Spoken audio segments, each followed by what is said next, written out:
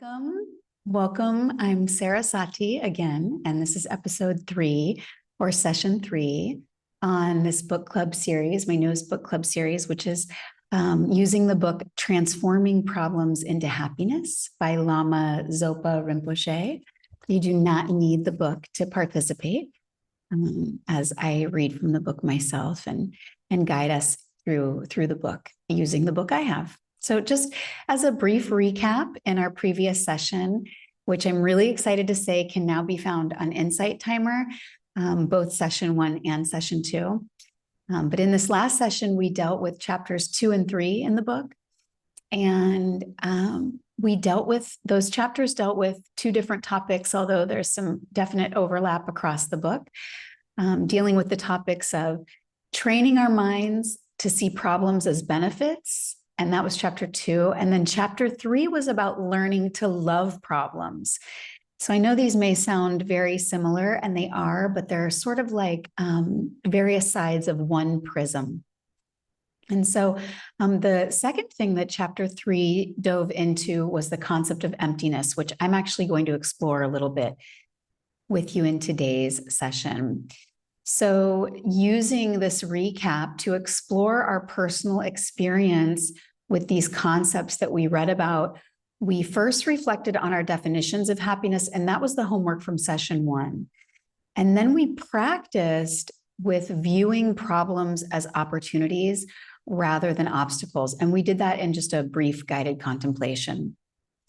This contemplation turned out to be the impetus for the homework for the week, which was to practice loving problems and to reflect on how this new perspective may change our relationship to our experience of problems in our lives. So we'll touch on all of this. But before we go further, before we dive in anymore, even for logistics, as we always do, let's just begin with a short motivation setting exercise. So we'll do a little practice together. You can adjust your posture if you need to, maybe finding a more meditative position. Just find some place to be that feels comfortable for your body, comfortable enough to let go of your defenses. And this may mean that you stay exactly as you are if you feel good here, and that's okay. Your eyes can be open or closed. There's really no right way to do this practice. And just take a moment now to settle. Sometimes that means we have to move around a little bit to get out some energy. Just do what's necessary. And allow yourself to make your way slowly to stillness and to observing the quality of your experience.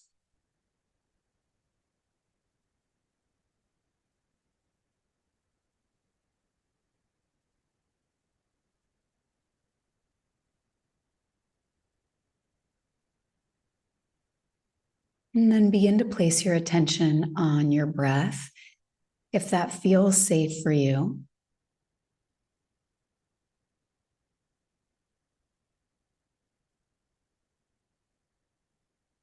Just simply observing your natural breath rhythm for a moment here.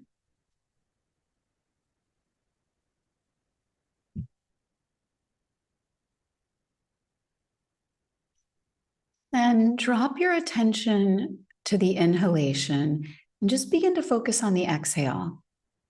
Let the inhale come naturally without effort. You don't have to worry too much about it right now.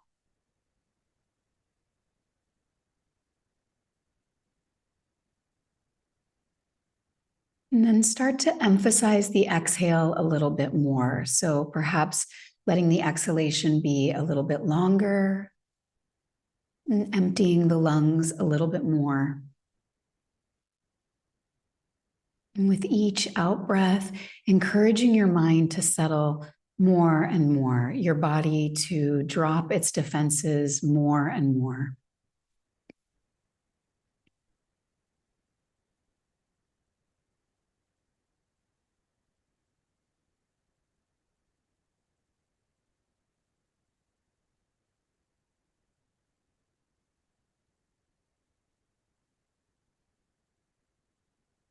Now, keeping your mind focused on this out breath, try to bring a sense to your body and mind that all of your stress, all of your tension and problems, and maybe even your physical body dissolve as the air completely exits your nostrils.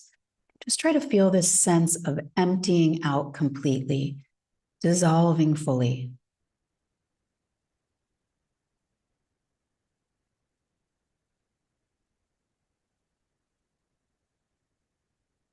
And keeping your awareness with the exhale. Continue to practice this dissolving sensation in whatever way it makes sense to you for just a few moments in silence.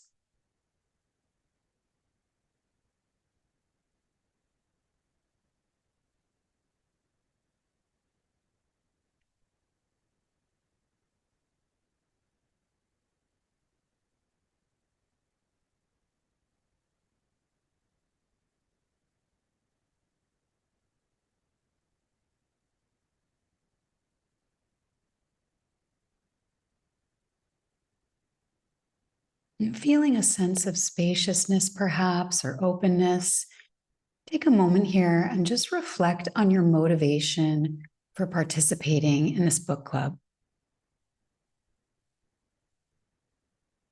You don't have to worry about creating a motivation.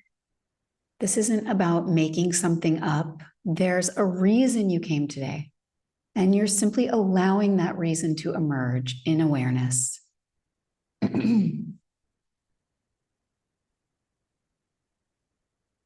It's important to remember that motivations may arise easily as words in the mind, but it's also just as normal for people to feel sensations or see images, colors, or lights, or even to feel a sense of numbness. Sometimes it isn't until you have a little distance from the practice that motivation reveals itself. So however this inquiry is happening for you, just allow and accept it as it is. Simply asking, what's my motivation for being here today? And then whatever arises is okay.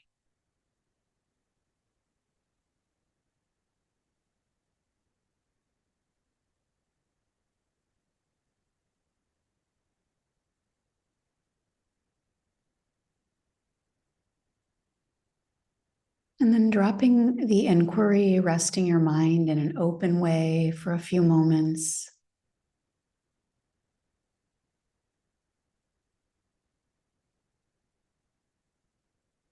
If it feels good, you can repeat these words after me, setting our motivation together. May my mind be clear enough. May my mind be clear enough to use these teachings for the benefit of myself and others.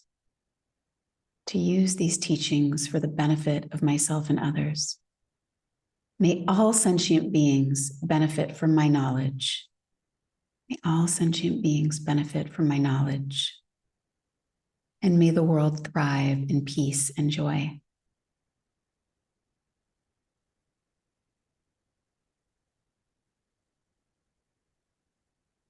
After saying these words, you can notice if there's any feeling in your body. Just looking for any place in the body that's experiencing sensation. And if you find something, look deeply into it. If you don't feel anything, it's also okay.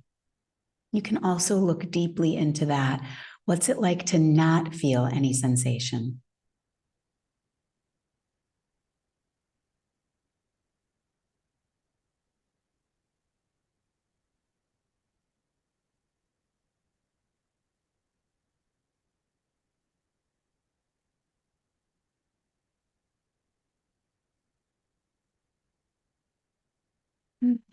Drop the contemplation, just listen for a moment.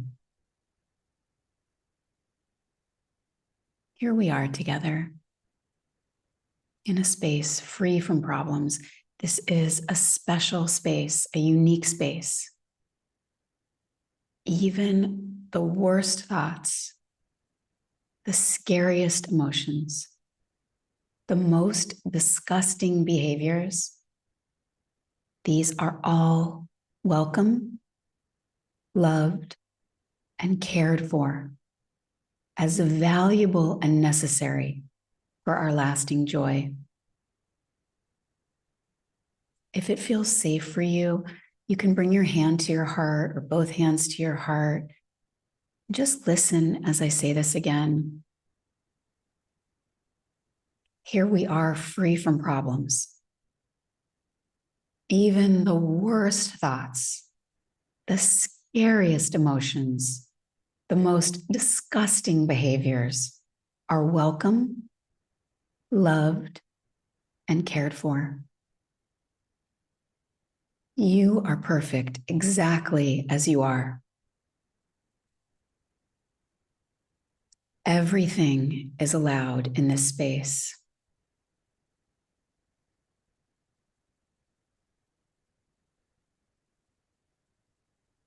Maybe taking a deep breath here and letting out a sigh as you exhale.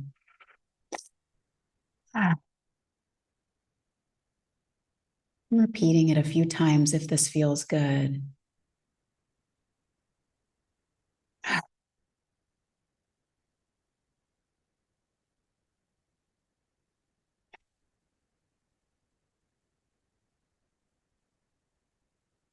And then release your hands and just simply rest here without any particular point of focus.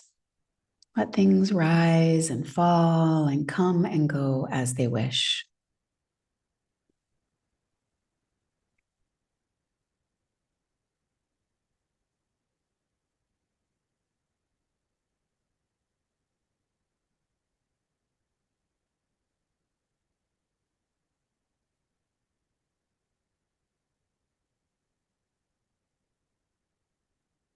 If your eyes have been closed, open them now and maybe move around a little bit.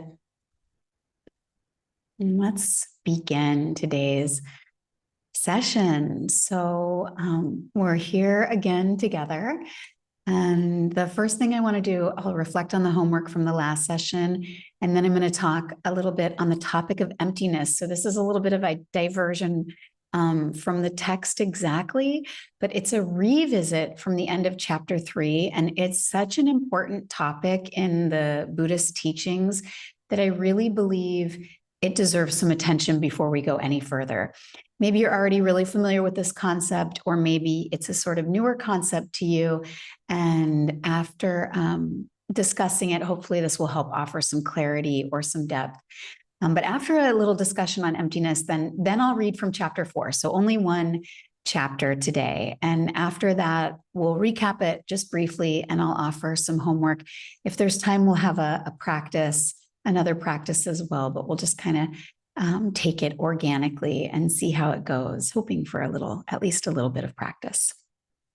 Okay, so let's reflect on the homework. The ask was for you to inquire into the idea of loving your problems. Okay, this is maybe a special way to view problems. And I invited you between sessions to practice imagining that every problem you encountered was as yummy as ice cream, or if you're like me, as delicious as a soy milk cappuccino. Although due to the technology, we can't dialogue about this, which is, its own challenge, but it's, I think, okay.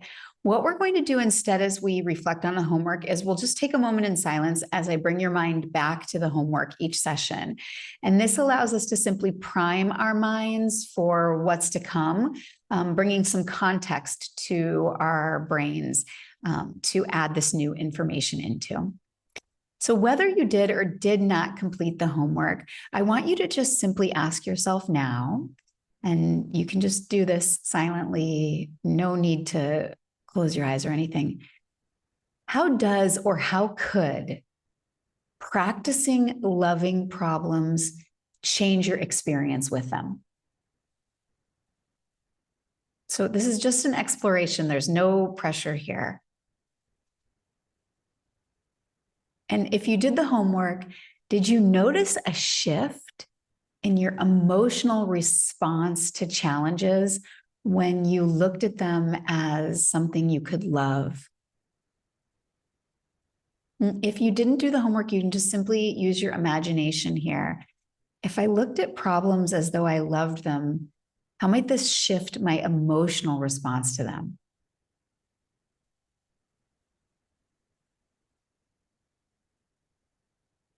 And then again, sort of reframed, how does or how could recognizing problems as opportunities rather than obstacles impact your mindset and your emotions?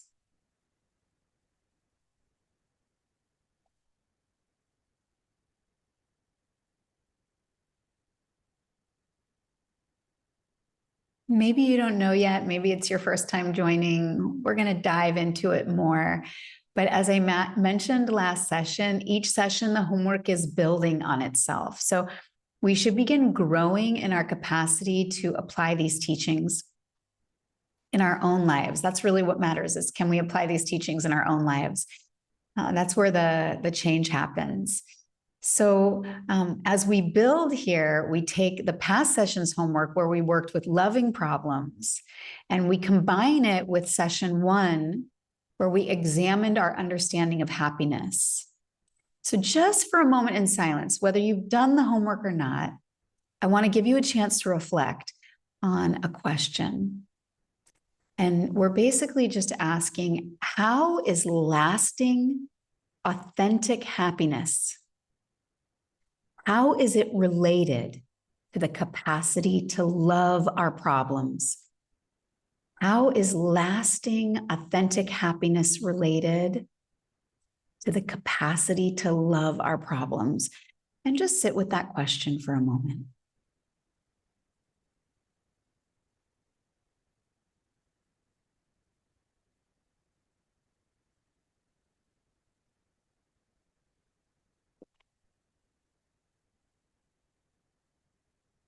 Okay. Okay, you can drop the contemplation. That's all for now with the homework. If you have comments, as I said, please feel free to share as you desire. But now I want to shift gears slightly and talk a little bit about the topic of emptiness, which we touched on very briefly last session. It was the end of chapter 3. It's a pretty big topic. So I'm just going to briefly cover it here, but because it's a main concept in all of the Buddhist teachings across all of the yanas, and especially in the Vajrayana, if you're really wanting to apply these teachings in your life, knowing and understanding and developing a relationship with the concept of emptiness as it's meant in the Buddhist teachings is really going to be important. As a caveat here, we do not have to be Buddhists to use the teachings of the Buddha in order to enhance our lives. You can imagine that just like any scientific field or any field at all may offer value to our lives, so too can these teachings. And we don't have to become a scientist to use science, just like we don't have to become a nutritionist to apply healthy nutrition in our lives, or a fitness coach to apply fitness knowledge in our lives. We don't have to become a Buddhist to apply Buddhism in our lives. So putting that sort of aside, which can sometimes be a barrier for people, I just want us to explore these concepts and really be thinking outside of this realm of like, am I becoming a Buddhist or not? And rather be thinking, how can I use these teachings to improve my life? And that's where we're really going with emptiness. So first, let's define the concept. This is really, really crucial for our understanding, because at least in the English language, emptiness is typically used to refer to things that have nothing in them, like an empty water glass. That's really how we're usually thinking about it. And this can make understanding the concept in relationship to the Buddhist teachings a little bit challenging. But I do want to say it's not an entirely wrong view. So that's important to recognize.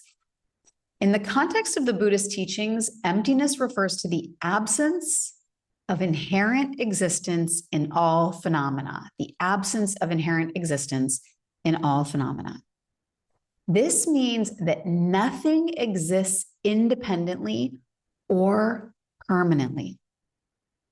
Everything is interdependent and subject to change. So we can use a flower as an example, and it just so happens that I have one here because my daughter picked me some flowers yesterday. And if we use this as an example, we can see that the flower itself is merely a concept. And how do we do that? We have to look at it in pieces. We ask, okay, where in this flower is the flower? And when we look closely, we recognize that it's merely pieces that when combined make up a flower. So rather than a flower, what you really have are parts. And when these parts are organized in a certain way, you call it a flower. On the really superficial level, you have the stem, you have the petals, you have whatever this stuff is in the middle, like stamen. Maybe you have leaves, you have pollen, you have the color of the flower. You can start getting deeper and you look and you say, okay, there's water, there's soil, there's sun. But when you ask where exactly is the flower in those pieces, you find there's actually no flower. And when similar parts, and I find this to be, a good way to kind of understand it, when similar parts are organized in another way, you may call them something else, like a bush or a tree or a weed. But whatever you call it, when you look closely, you see that the thing itself, the flower or what have you, is not only not there, but because it's not there, it has no lasting power. It's temporary. It's a temporary presentation of a group of parts that have organized themselves in a particular way. Okay, I feel like that's big. You can think on that for a long time. And that's really what we're supposed to do. We're supposed to be thinking on it for a long time. So as I said, the flower is sunlight, soil, water, air, pollen, leaves, buds, seeds, but we can keep on breaking it down smaller and smaller and smaller. Molecules, atoms, space, and on it goes like that. The truth is that if you can break a flower or anything else down smaller and smaller, as you look for where that thing is, in that way, you never find the flower. You never find the thing you're looking for. You only find pieces. And this is not just true for the flower. This is true for all phenomena. And I say true, but what I really mean is this is the suggestion of the teaching. So I don't want to be proselytizing here. I'm not telling you what the truth is. I'm inviting you to understand the teachings and then look and ask, like, is my experience corroborating this? So when we say for all phenomena, we include even the idea of ourself. And this was what Rinpoche was touching on at the end of chapter 3. That ultimately, to really transform our problems into joy, we want to recognize this quality of emptiness in ourselves. And if we can, we find out that there's no such thing as an independently existing flower, just like there's no such thing as an independently existing problem. And further, there's no such thing as an independently existing self. So it's heady. But even though it's heady, understanding emptiness is so valuable because it helps us see that our attachments and aversions, and this is the chapter that we're working on today, the topic of today's chapter, attachment and aversion. When we understand emptiness, we begin to see that these things are based on misconceptions, confusions about the nature of reality. That's actually really exciting news. If all we are is confused and that's what's causing our suffering, we just have to undo our confusion, which is pretty exciting because it feels possible. So by realizing emptiness, the idea is that we can then reduce suffering and we develop a more flexible and open mind. And that's really important to the transformation of our problems into joy. So what we're really getting at, the point is interdependence. Emptiness reveals this point. It doesn't imply nothingness. Instead, it's highlighting that all things, all phenomena, a flower, ourself, what have you, anything, they arise in dependence on causes and conditions. This interconnectedness is crucial for understanding how our actions affect ourselves and others. I want to just sit with that. It's crucial for understanding how what we do affects everything else. Recognizing this interdependence, it encourages us to act with greater compassion and wisdom. So when we know that our well-being is linked to the well-being of others, we see that whatever we do, our actions are never independently existing. And in that way, they impact everything they come in contact with. Like today, I was on a run and a guy is smoking a cigarette. And he's thinking, okay, this is no big deal. It's just me smoking a cigarette. I'm just assuming a thought process here. I've heard it from smokers before. I'm only hurting myself, but I have to breathe this guy's smoke when I'm running by him. My lungs are really open, and that's actually worse to breathe poor quality air during that time. You never want to exercise in a really polluted air environment because it causes more damage to you. So even just small things like that, we have to see that because there's this interdependence that we are really affecting one another. And when we use the example of the flower, we can say, well, we see that the quality of the flower is a product of the quality of the pieces that make up the flower. So things like the quality of the water and the quality of the soil. So if we want a more high quality flower, we begin to care more about how we treat the water. We begin to care more about how we treat the earth. We start to care about the pieces that make up the flower. And this is why emptiness and interdependence create this foundation for compassionate action. And when we perceive these two things in the correct way, it changes how we perceive our problems and our challenges. We can say things like, okay, so my problem isn't substantial. It's just pieces, because this is the same thing for problems. We look and all we find are pieces of the problem. So we say, what are these pieces? And we can ask, okay, if it's true that my problem isn't in itself a thing, it's merely pieces, and we see what some of the pieces are, we can then ask, how do I improve quality of the pieces? And investigating this, we begin to see that our difficulties are not solid. They're not concrete or unchangeable, but rather they're the result of our mental habits and our attitudes. And that's why practices like meditation on emptiness or Lojong, which is what we're working with, you have to go back to session 1 and 2. I won't recap it now, but essentially just meaning mind training. These practices help us internalize this understanding. We're not just practicing sitting in meditation so that our seated meditation gets better. We're actually practicing transforming our understanding of reality so that our lives get better. Gradually shifting our mindset from one of desire and resistance to one of equanimity and compassion is the result of this work. So in Tibetan Buddhism, realizing emptiness, this is essential for attaining ultimate happiness, and this is often referred to as enlightenment. It frees us from the cycle of samsara, the cycle of birth and rebirth, this cyclical nature of reality. And it does this by cutting through our delusions, cutting through our confusion. And what the teachings are suggesting is that it's this confusion that's really like linking us to suffering, linking us to making problems worse than they need to be. Emptiness is really considered the ultimate practice. By engaging in analytical meditation, reflecting on the nature of self and phenomena, and applying then whatever insights come from this in our daily life, this helps us realize emptiness more and more. And that's ultimately what we're doing in our book club. We're really titrating things though. And what I mean by that is we're introducing them just a little bit at a time. And this is really important. If you put it all together at once, it could result in something that feels chaotic or overwhelming or explosive.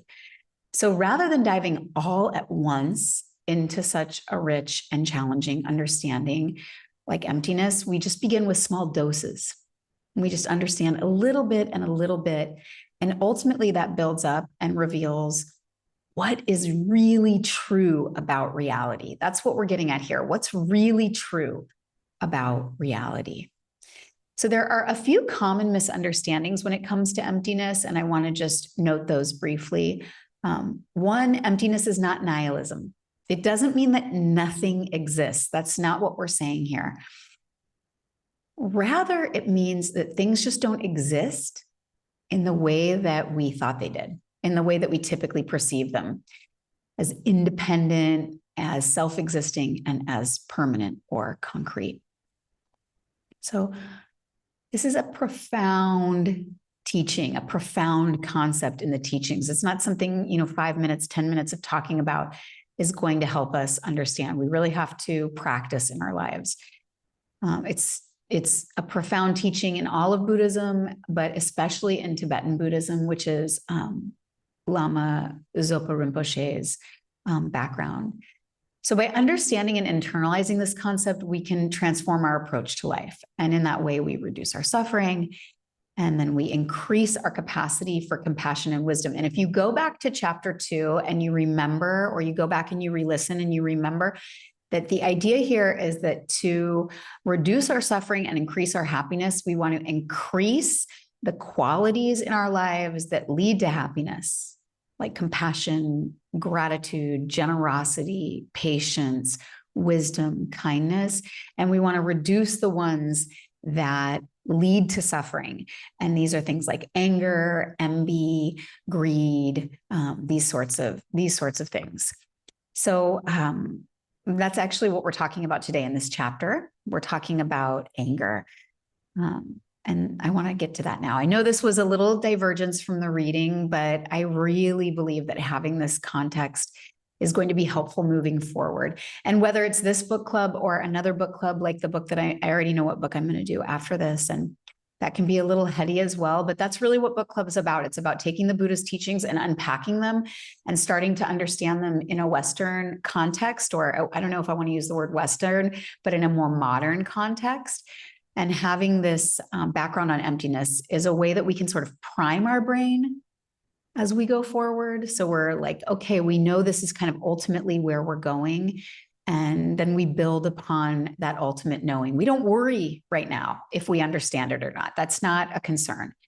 We just put it in there. We know it's there. And then we let what we're learning as we're learning it, what we're practicing as we're practicing build.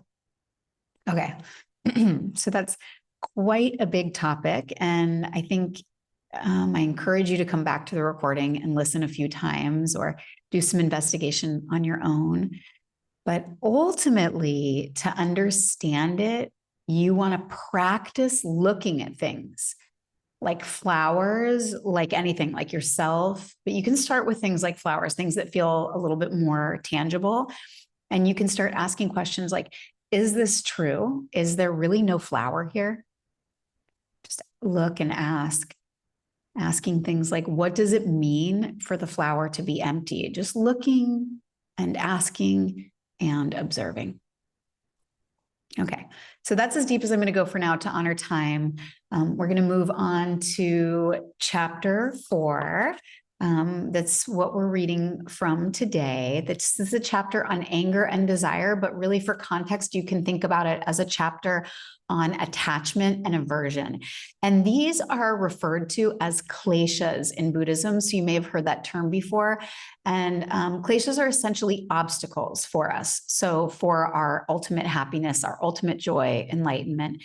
And two of the main ones are aversion, pushing things away, and attachment, clinging to things. So in this chapter, Rinpoche is really calling that anger and desire. The other really main primary klesha is ignorance. And when we talked about emptiness, you can see that ignorance is really this idea that is our confusion. So sometimes when we use the word ignorance, it can feel almost like a little shaming or like somebody saying I'm bad in some way. But I want to put the value judgment to the side and say, when we're using the word ignorance in the Buddhist teachings, what we're really talking about is just confusion. And that's not good or bad. It's no problem. It's like, how can you see reality clearly if you're confused? If no one ever taught you to see reality clearly, And then like, let's go further. If someone did teach you how to see reality in a wrong way, then there's nothing bad about you for having that confusion. So we can take the value out of it and just simply say, yeah, I'm confused. I don't know. And then we look based on that confusion. Okay, so in this chapter, the shortcomings of anger and desire, we're introduced to a little bit of technique for reducing anger and desire. And these include things like recognizing emotions as they arise, and understanding their destructive effects. And that's something that we're really going to dive into after the reading. And then cultivating qualities like patience and contentment. And so let's just get into it. Chapter 4. The shortcomings of anger and desire. You follow desire and you are not satisfied. Again, you follow desire and again, you are not satisfied. Again, you try. And again, you are not satisfied. From your own experience, you know that there's no mental peace when you do not control your mind, when you follow anger. There is peace, however, when you apply Dharma meditations and teachings in your life, controlling your mind by practicing patience, loving kindness, and compassion. It's especially important to practice patience, loving kindness, and compassion in dangerous circumstances. These are the ones that can cause disturbing negative thoughts to arise. This is not easy in the beginning, but as with any skill, it can be developed with practice and familiarization. The first step is to become aware when your mind is becoming disturbed, when you are feeling threatened or angry. As soon as anger begins to arise, you need to recognize it. Once you're aware of it, you then consciously and systematically recollect its shortcomings. Anger never brings the slightest benefit or happiness to you or others. Anger brings only harm, making you unhappy, disturbed, even vengeful and vicious. When you allow yourself to be controlled by anger, that anger deeply affects your mind. It leaves an imprint on your mind, and the next time you meet similar conditions, anger easily arises again out of habit. If you don't practice Mahayana thought transformation in these dangerous circumstances, every time you get angry, you pave the way for more and more anger to arise in the future. Anger obscures your mind and makes your life unhappy. Anger can cause physical harm and even endanger your life. When you're angry, you are certainly unhappy and may be afraid, and you may also cause fear and unhappiness in others. Anger can make you destructive. With anger, you become capable of harming the possessions, minds, bodies, and even lives of others. While your anger is strong, it's difficult to think of anything other than the wish to harm. You may wish to immediately destroy the object of your anger. And once this thought has arisen, it takes only a moment of action to harm, even kill other beings. It does not take long to inflict great harm in such a state of mind. A mere moment is enough. Anger causes you and others great problems every moment in which it arises in your life, and it continues to cause harm endlessly into the future. The state of enlightenment depends on an immense collection of virtuous activity or merit. Anger prevents the achievement of liberation and the state of enlightened mind, omniscient mind, by destroying that merit. When the heart stops, life is cut off. Like this, anger destroys the heart of merit and so cuts off the life of liberation. Without the heart, there's no life. Without merit, there's no happiness, no liberation, no peerless ultimate happiness of enlightenment. Anger is extremely harmful. The scriptures explain at great length how anger destroys the happiness of future lives. But for this practice, it's not necessary to even consider the effect on future lives. The problems anger causes in this life are immense. In this life alone, your anger continually harms you and so many beings. The antidote to anger is patience. Each angry thought must be countered with a patient thought. For the angry thought itself cannot recollect the drawbacks of anger. We can only remember the shortcomings of anger by practicing patience. By applying the meditations and teachings of Mahayana thought transformation, you practice patience. When you apply them successfully, immediately there is tranquility, relaxation, and much happiness in your life. The pain of anger is like burning red-hot coals in your heart. Anger transforms even a beautiful person into something dark, ugly, and terrifying. As soon as you apply the teachings and practice patience, however, anger stops. And as soon as it stops, even your appearance suddenly changes. You appear different, and things appear different to you. You become peaceful and happy. Your warm-hearted, loving nature makes others happy as well. Following desire. As with anger, as long as you cling to and follow desire, there can be no lasting happiness or peace in your heart. Something is always missing. If you examine your mind carefully in any given moment, you'll see that something is missing. This is true all of the time. No matter how much you try to enjoy different places, living in a city or on a mountain, going to the beach or to a beautiful park, no matter how much you try to enjoy food, clothing, anything that can be obtained on this earth, there is always the feeling in your heart that something is lacking. No matter how many friends you have or how long you enjoy their company, there's always something missing. All the time, there's something missing in your heart. You are never perfectly happy. Even in moments of excitement, if you carefully examine your mind, you will discover the feeling that something is still missing and you are not perfectly content. Watch your mind closely, examine it well. Ask yourself, is this happiness complete or not? Am I still looking for something more? You will always find that there is still something missing, that you are looking for something more.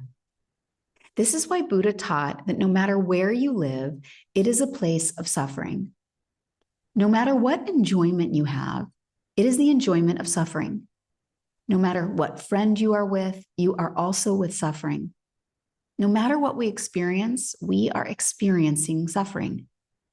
As long as you cling to and follow desire, there can be no satisfaction. You imagine that following desire will bring satisfaction. That's the reason you do it. But although the aim is to gain satisfaction, because following desire is a flawed means of attaining ultimate happiness, the result is only dissatisfaction. This is all it can ever be. You follow desire and you are not satisfied. Again, you follow desire and again, you are not satisfied. Again, you try and again, you are not satisfied. It is like the life story of Elvis Presley. I learned about his life when I was in Melbourne once. While eating lunch one day, we watched the story of Elvis on TV. It was very interesting. His whole life story was a very effective Dharma teaching. In both his early and later life, he enjoyed much pleasure and excitement with fame and wealth and everything that those things bring. Then in his final year of life, when he sensed he was soon going to die, he became deeply depressed. The words of the last song he chose to sing were, "I tried and I tried, but I can't get no satisfaction." During his last concert, tears streamed from his eyes as he sang, and the thousands of fans who were watching him and listening to his song also cried. If you imagine your mind while you are following desire, you will find that there is always something missing. Actually, following desire in itself is suffering. Following desire in itself is a problem. Suffering is in the very nature of following desire. No matter how much you follow desire, you do not gain satisfaction. You will only find dissatisfaction. In samsara, this dissatisfaction is the source of most suffering. What causes problems and obstacles in life? What causes the many internal and external obstacles to your spiritual practice? What makes you unable to succeed in your Dharma practice? The answer is simple: following desire and not finding satisfaction. So many disasters in so many people's lives come from following desire and not finding satisfaction. In reality, both having the object of your desire and not having it are by nature suffering. Having the object is suffering, not having it is suffering.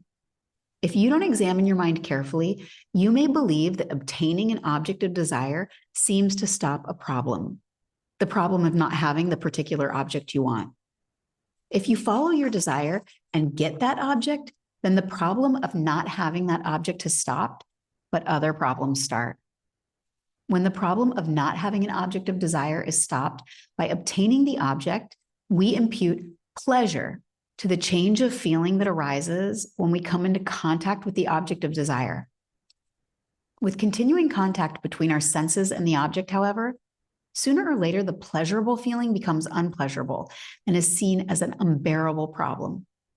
Buddhism calls impermanent pleasures the suffering of change, while unpleasant and painful experiences are called the suffering of suffering.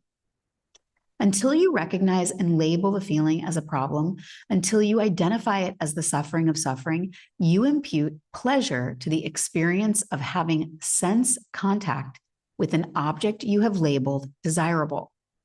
Because you have called it pleasure, the feeling appears as pleasure, seeming even to exist as pleasure from its own side. In other words, although the feeling is only labeled pleasure, the pleasure appears to exist inherently. But it is only a question of time before continuous contact between sense and object becomes unbearable. Your mind imputes pleasure to that feeling for a while, but eventually you come to recognize sustained sense contact with it as discomfort, the obvious suffering of suffering. It seemed like pleasure turned into suffering, but in reality, it was always suffering. Whenever we encounter any object or situation, one of three types of feelings is experienced, all of which are suffering. If we identify the object or situation as a problem, we will experience a feeling of suffering. If we identify an object or situation as desirable, we will experience a feeling of pleasure. But even this feeling of pleasure, when examined fully, is suffering. Finally, if we encounter an object that is neither desirable nor undesirable, a feeling of indifference will arise, and this too is ultimately suffering. Every encounter with samsara and the objects of samsara leads only to suffering. This is because the aggregates themselves, the mind and body, are contaminated by the seeds of past karma and disturbing thoughts. As long as you're bound to samsara by past karma and disturbing thoughts, you will experience suffering continuously.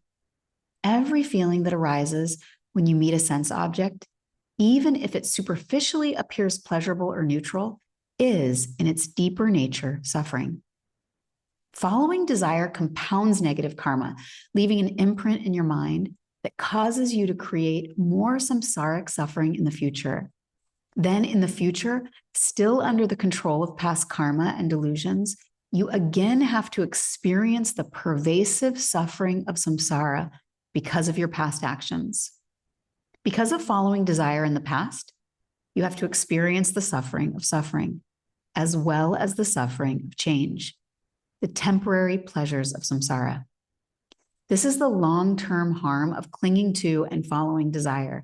As long as you follow desire, you experience suffering not only in the present, but you also ensure that you will endlessly experience the sufferings of samsara on into the future. It is important then to realize that even the feeling that arises when you come into contact with an object of desire, which you labeled pleasure, is only a form of suffering. When you do not analyze the true nature of this feeling, your deluded, hallucinating mind imputes pleasure to that feeling, which is in reality only suffering. Because of your delusion, because of your hallucination, the suffering feeling appears to you as pleasure, and you believe that it really is pleasure. You grasp onto that, and it appears to your hallucinating mind as pure, truly existent happiness. In this way, all suffering comes from your own mind. To attain ultimate and lasting happiness, you must cut off desire at its root. Cutting off desire. When you are experiencing huge mountains of problems that seem impossible to bear, If you are somehow able to identify that you have caused these problems by clinging to and following desire, you will stop following desire. And immediately your mountain of problems will disappear. For example, while you are constantly thinking of how beautiful someone's body is, you certainly cannot stop desire. As long as you are thinking in this way, trying to stop attachment to cut off your desire is exhausting and useless. In fact, it only causes you to develop more attachment. It's impossible to stop desire in this way. The thought that exaggerates the beauty of a person cannot stop attachment. The only thought that can stop this kind of attachment is thought that recognizes the nature of the body is suffering as impermanent and as an unappealing collection of flesh, bones, blood, and so on. You may feel, I'm the only person in the world who has problems like this, or I have the biggest problems in the world. This bleak, exaggerated view of everything is immediately stopped when you cut off desire.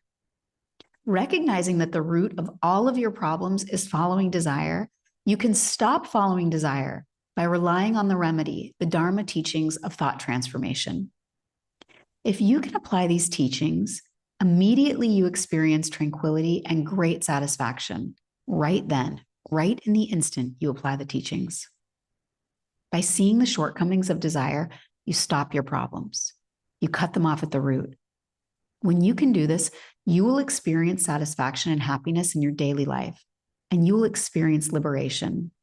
Cutting off desire liberates you. In the ceremony of taking refuge in Buddha, Dharma, and Sangha, the prayer of refuge in Dharma says, I go for refuge to the supreme cessation of attachment. The reason the cessation of attachment is particularly mentioned rather than the cessation of anger or another disturbing thought is that all sufferings are the result of desire. If you do not renounce your desire, your suffering in samsara has no end. It does not matter what others do.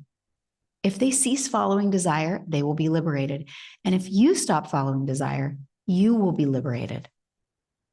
Just as exaggerating the beauty of something cannot stop attachment, similarly, perceiving as problems the harm you receive or the difficulties that arise will never stop suffering. The more you see problems as problems, the more unbearable they will become. It is impossible to stop suffering by thinking in this way. Identifying problems as suffering only makes your suffering more and more unbearable. Instead, leave the mind in its natural, undisturbed state. Don't follow thoughts of this is a problem, that is a problem. Without labeling difficulties as problems, leave your mind in its natural state. In this way, you will stop seeing miserable conditions as problems.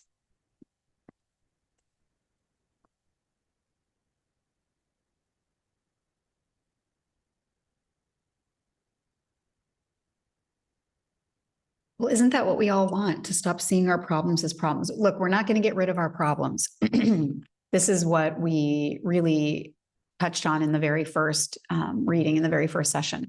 Our problems are never going to go away. If our problems are never going to go away, what do? What do we do about it? We want our lives to be more joyful. We want our lives to be more happy, more kind, more connected. We want this for ourselves. We want this ultimately.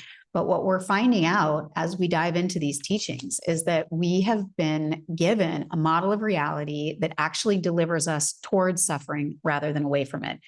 Nobody ever taught us to see that things that aren't obvious on the surface, if we look underneath the surface, tell us something about the way reality works, and that something that they tell us allows us to feel free. So what is that something?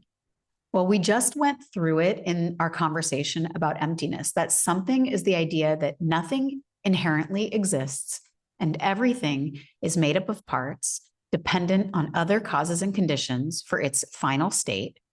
And in that final state, it is always impermanent and temporary and transitory. So what is Rinpoche saying in this chapter? He's saying, first of all, he's talking about anger, and really he's talking about pushing things away. Pushing things away, seeing things as something that needs to be pushed away is a misunderstanding because nothing lasts. So we don't actually need to push anything away because everything has a natural expiration date.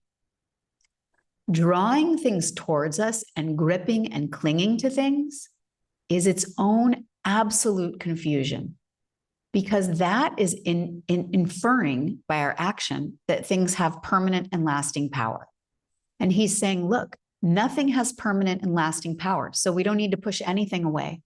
And if we see problems as problems, they become bigger problems because the mind is ultimately responsible for our experience. And similarly, if we're grasping at things all the time, trying to hold things in our arms, trying to find pleasure by grabbing things and holding on to them, all we will find is suffering. Because although we'll have a temporary change, perhaps in our attitude or our feeling, it's just that temporary. And our grasping and our clinging is based on our mistaken belief that things will ever be permanent. This temporary pleasure will never last. And anger and this pushing away of things will always create destruction. So what do we do? What do we do? And this is where Rinpoche is suggesting that our first step is cultivating patience. Patience is the antidote to anger. So he's saying that in order to cultivate patience, we need to use patience itself. We need to sit in a mind that is relaxed and paused from reacting. And we need to start contemplating all of the ways that anger or pushing things away destroys our lives. Now, I think the reason he uses anger is because anger is so salient and it's so intense. But there are other more subtle things that we do that also cause problems that are just a result of pushing things away. And those are things like pushing away our emotional states, and trying not to look at some emotions or some thoughts or some behaviors because we don't want to see them. That's more subtle, but that also causes problems in our lives. And then when he's talking about desire, what is the antidote to desire? It's cultivating a sense of contentment.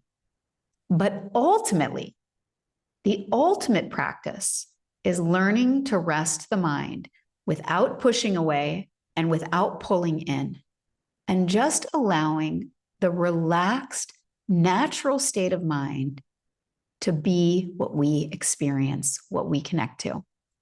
And this is its own practice.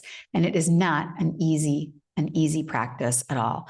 But the more we practice it, the more we can reduce our unhappiness in our lives, and the more we can increase our happiness. And that is what we are looking to do. That's why we come here together, because we want to feel happy more and we want to feel bad less. And if we really look at us feeling unhappy, we see that our unhappiness causes everyone else's unhappiness, and our happiness causes happiness. So the conditions for the happiness of my family is my happiness. And if I pay attention to that, I don't have to worry about making my family happy. That will be a natural byproduct. So we have to turn inward.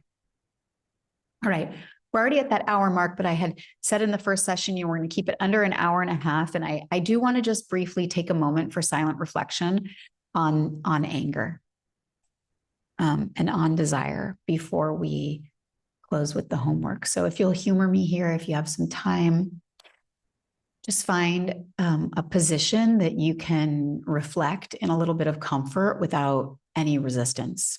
And we call this find some relaxation, just a different way to see relaxation.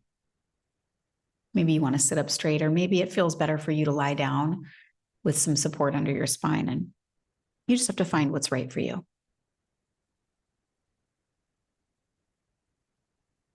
Eyes closed or open, it's no problem.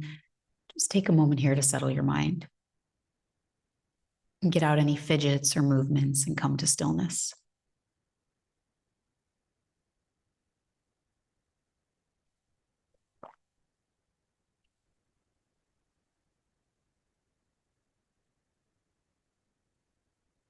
Okay. You can bring to mind a specific experience, but it's not necessary. Just going back into your memory bank, I want you to start thinking, just contemplating for a moment, all the ways anger has been destructive in your life. It may be your anger, and I do want you to see that. Think of a time, many times, that you were angry, and all that anger did was cause more problems. You can go all the way back to childhood here, whatever. Go to a place where you really look into how your angry reactions, your anger has led to destruction, more problems. And you can also look at the anger of others and how their anger is destructive. Maybe you find you're not a particularly angry person. And it's true for many people. We hold the anger in, we don't express it.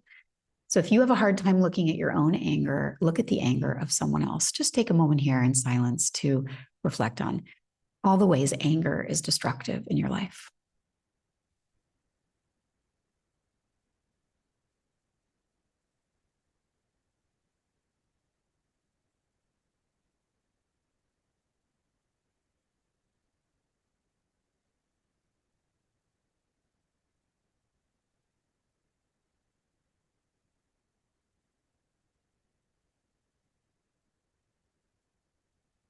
And if it's safe to be in the body in this somatic way, maybe you are experiencing a physical sensation that's connected to this remembering of the destruction of anger.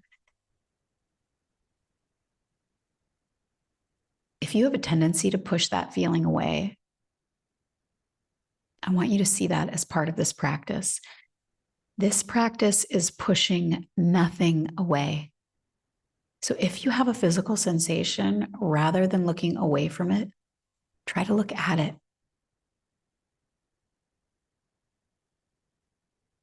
Try to look at anything that is arising around the remembering of the destructive nature of anger in your life.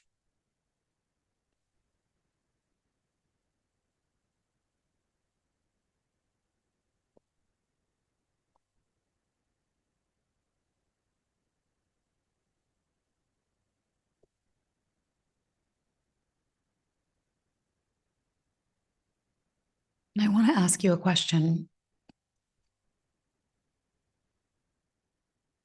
Do you want anger to have this control over your happiness? Do you want your life to be feeling this way that anger brings, or not?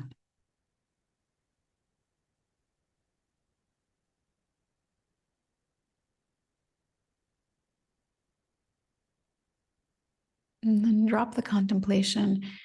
Just rest for a moment here, really an open space, letting things come and go as they choose.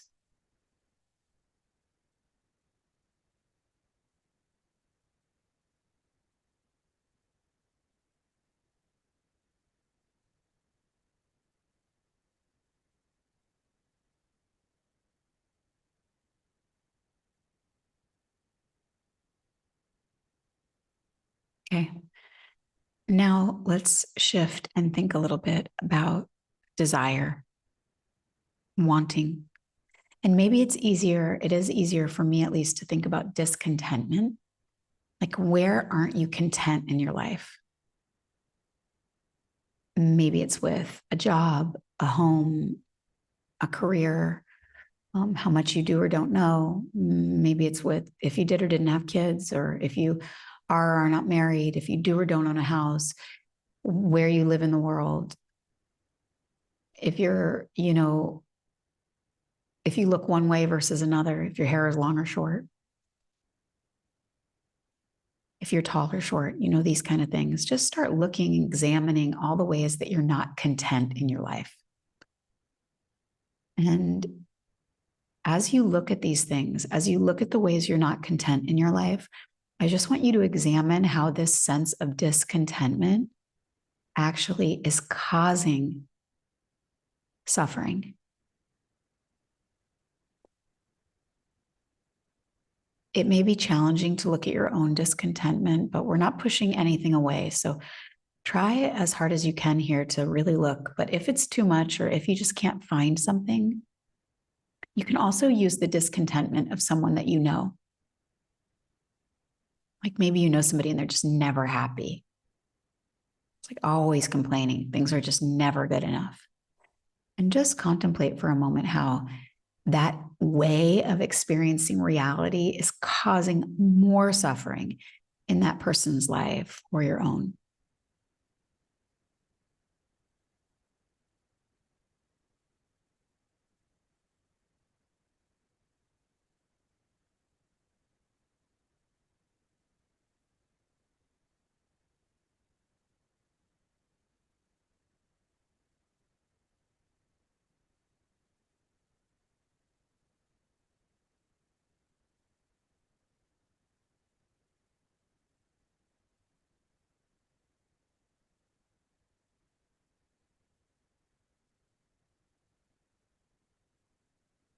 It can be hard to admit these things to ourselves that we're causing our own problems. So if you feel like it's challenging, there's some resistance there. That's okay. And it's normal. And don't worry about it. Just observe that.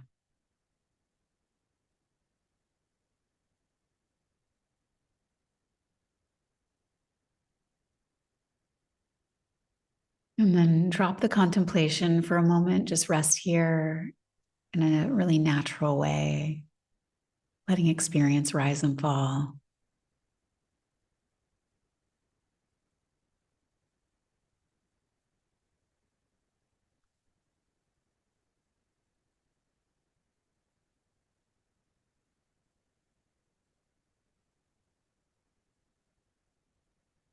Okay, last one.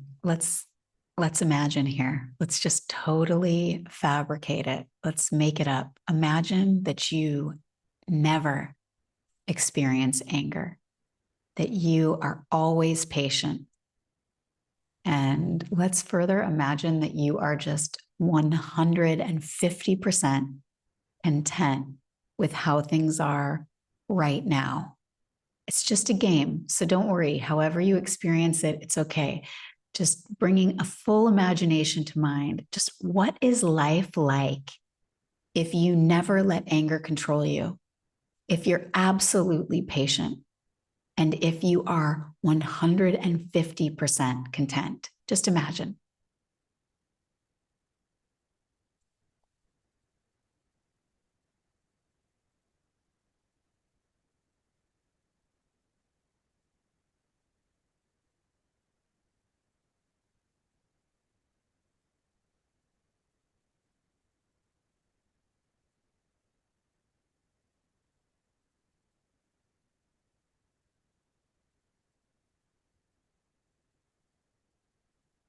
And you can further push this boundary. You can say, is how I'm imagining it would be true? For example, maybe you imagine if you're super content with your life, things will be great and wonderful. Problems will disappear. But it could also be the case that when you imagine it, you think to yourself, well, then I won't leave this bad relationship or change this yucky job. And I just want to push the boundary here and say, is it true? Maybe you can imagine that getting rid of anger really improves your life circumstances and eliminates your problems. But maybe when you try to imagine it, you think, well, how will I stick up for myself against so and so? I'm suggesting here that what you should do, regardless of what your answer is to this imagination, is ask, is my response true?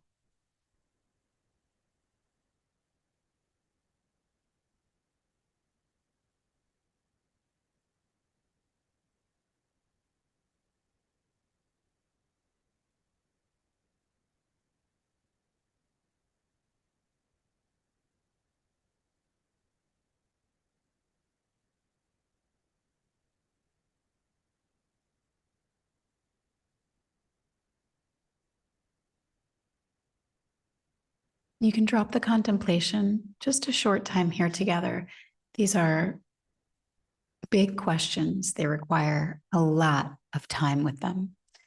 Just rest for a few moments in an open, spacious quality, not pushing things away, not grabbing onto things, just letting things rest as they are.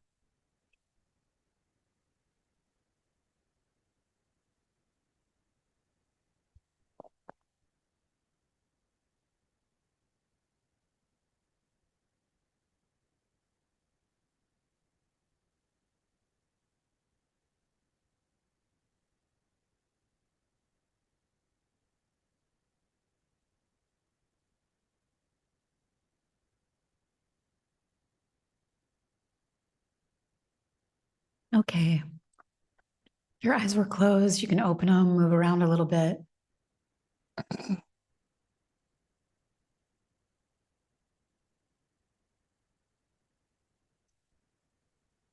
This is the homework for this in between these next sessions.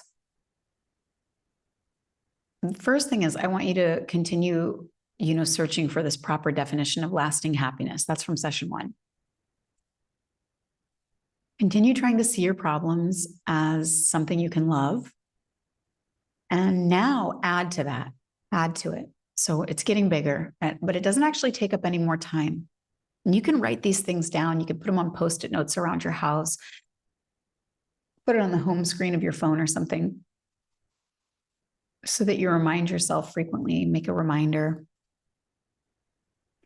Now you're going to spend this time between sessions recognizing the negative impact of anger and desire in your life. Or if it makes more sense, you can think of it as attachment and aversion, or clinging and pushing away. And then I want you to further analyze. So it's 2 analyses here. You're looking at how are these things making my life worse? And then the second part of that is how analyze, assess, and notice when you're patient, when you're content, how that makes life better. And there are moments in the next few days or whatever, where you're going to find yourself being patient, or you're going to find yourself feeling content. They may be brief moments, but they are going to be there. And so lean into those, really investigate, how is this sense bringing me more joy and less suffering?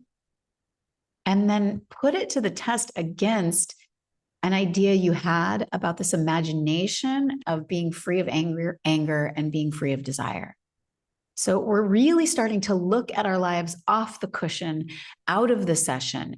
And this is where the meditation practice becomes a life practice, not just a seated practice we do in a quiet room where nobody's allowed to interrupt us and everything better stay perfect. Not that at all. Put that thought away, because that's not helping us. We're taking these contemplations, we're taking these investigations, and we're bringing them to our actual life, and we're starting to ask them again and again and again as experience unfolds in its organic way. And that asking, and then that looking and observing, that is what is going to lead to our transformation. Because it's not about me telling you, it's not about Rinpoche telling you, it's about you experiencing what is being taught and talked about. So that's the homework. Just really looking at your definition of happiness, looking at loving problems, really loving them, oh no, I spilled my coffee. I love it. I love it. It's fine. I love it. Not just it's fine, but I actually love it. And then asking, how is anger? How is desire making my life worse? And how does patience and contentment make my life better? And so you can just play with those in between sessions, and we will check in about it at the end. There's a little bonus homework I want to offer, which is to spend 5 minutes a day, just 5 minutes in a specific place. This is a more formal practice, and spend that 5 minutes resting your mind in a very natural way, not pushing things away, not drawing things towards you, but rather allowing the mind to be open and free. And next session, I'll dive into that, I think, a little bit more. Actually, chapter 5 is a really big chapter, so we'll just be working with chapter 5 next week or next session. And I think I'm also going to spend some time with what it means to rest the mind naturally. I think that's an important concept, just as emptiness is. Of course, as always, I encourage you to write down these practices and then, any observations or experiences you have, taking time to journal and write about our experience. Even if we never go back and look at it again, this is a really helpful tool in the self-transformation journey. So I encourage you to use it. Okay. Well, that's it. We have completed session 3 of Transforming Problems into Happiness, the book that we're reading by Lama Zopa Rinpoche. A big session today covering emptiness and covering this chapter on anger and desire, big topics, not small things. Just as a reminder that our goal here is we're challenging our existing conceptual models of reality, and we're offering ourselves new definitions of concepts that lead to more lasting joy and peace. So this is a big deal. It's no small endeavor. You can imagine this is the ultimate goal. This is a bigger goal than becoming a doctor or a lawyer or buying that house or getting that whatever thing is that you really want. This is the biggest goal you could imagine. You're transforming your mind. So cut yourself some slack. Be kind, be compassionate, and just stay open. May this be a benefit to you in your life, and in that way, may it benefit others. Thanks for joining me today.